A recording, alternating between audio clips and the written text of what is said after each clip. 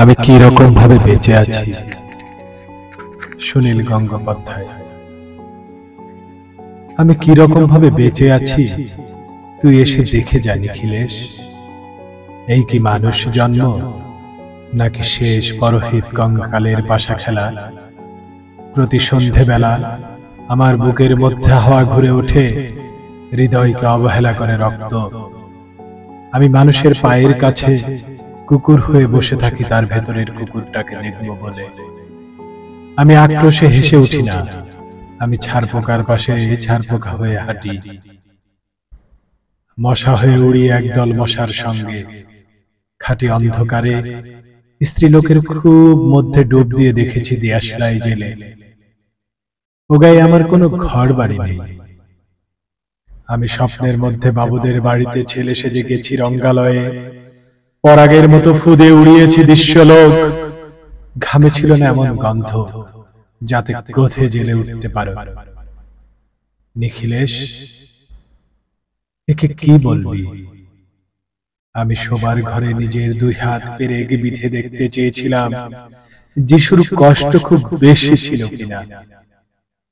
আমি ফুলের পাশে ফুল হয়ে ফুটে দেখেছি, তাকে ভালোবাসতে পারি না।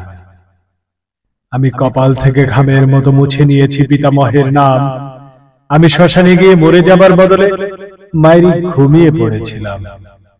নিখিলেশ, আমি এই রকম ভাবে বেঁচে আছি, তোর সঙ্গে জীবন বদল করে কোনো লাভ হলো না আমার।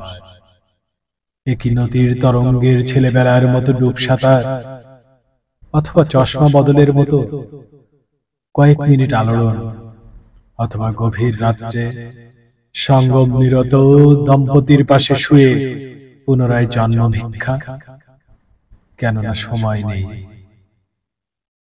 আমার ঘরের দেয়ালের চুন ভাঙা দাগটিও বড় প্রিয়।